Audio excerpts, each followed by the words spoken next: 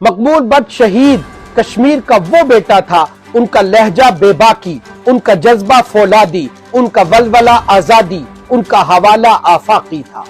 کون جانتا تھا کپواڑہ میں کسان کے گھر پیدا ہونے والا یہ انسان پھانسی گھاٹ پر چٹان بن کر دنیا کو حیران کر دے گا۔ مقبول بٹ شہید نے متعدد بار لائن آف کنٹرول کو اپنی جوتیوں تلے روندا کہ یہ لکیر کشمیریوں کا دل چیر رہی ہے اور جبری فصیل بنا دی گئی ہے۔ کشمیر کی آزادی کے لیے جان لٹانے والوں کے خون میں جو جذبہ جنون ہے، یہ مقبول بٹ کی شخصیت کا ودیت کیا ہوا ہے۔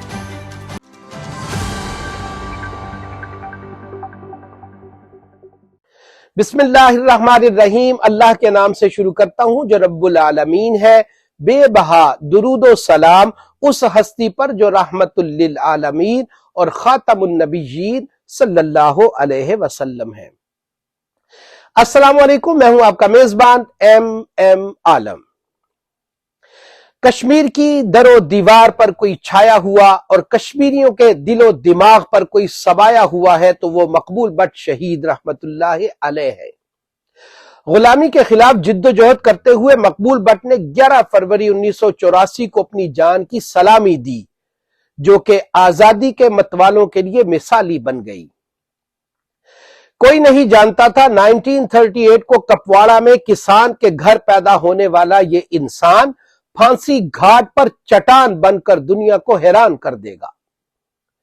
انہوں نے متعدد بار لائن آف کنٹرول کو اپنی جوتیوں تلے روندا کہ یہ لکیر کشمیریوں کے دل چیر رہی ہے اور جبلی فصیل بنا دی گئی ہے۔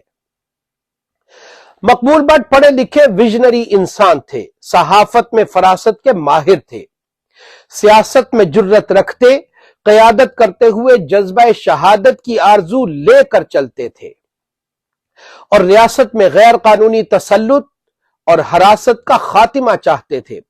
وہ کشمیر کو آزاد و خود مختار بنا کر قوم کو باوقار زندگی گزارنے کا حق دلانا چاہتے تھے۔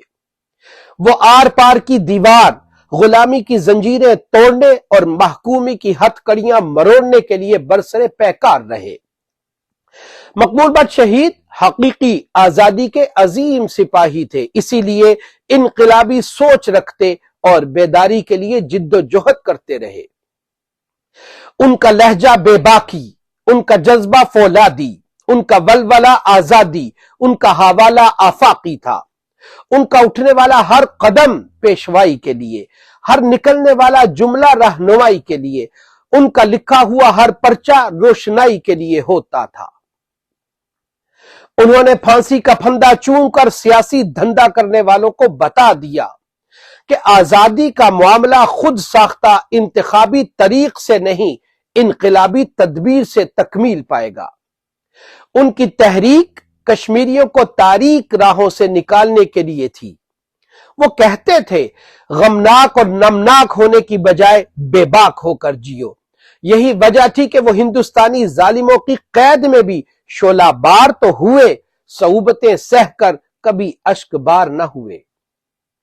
یاسین ملک، شبیر شاہ، امان اللہ، ہائی جیکر اشرف و ہاشم قریشی، ہائی جیکر عبدالحمید دیوانی، اشفاق مجید وانی اور برہان وانی سمیت ہر وہ جس نے کشمیر کی آزادی و خود مختاری کے لیے قربانی دی، ان سب کے خون میں جذبہ جنون مقبول بٹ کی شخصیت کا ودیت کیا ہوا ہے۔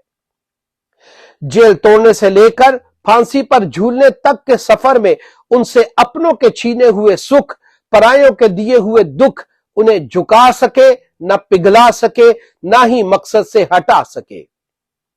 مشن کی خاطر بیڑیاں پہنے ہوئے لڑکھڑانا، آزادی کی خاطر آگ راہوں پہ چلتے ڈگمگانا، بڑوں کے سامنے اپنا موقف پیش کرتے ہوئے کپ کپانا ان میں ہرگز نہ تھا۔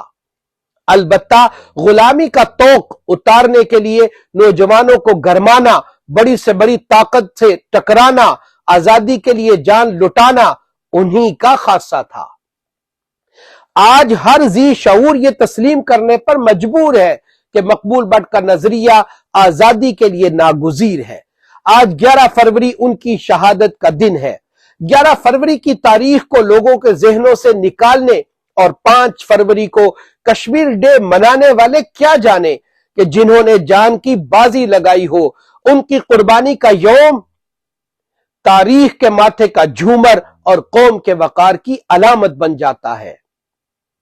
پھر ان سے جڑے ہوئے خالی ان کا دن نہیں منایا کرتے، ان کے نظریہ پر چل کر آزادی کا جشن منایا کرتے ہیں۔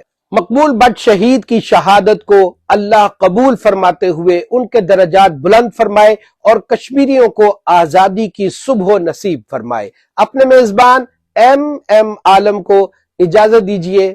اللہ نگہبان۔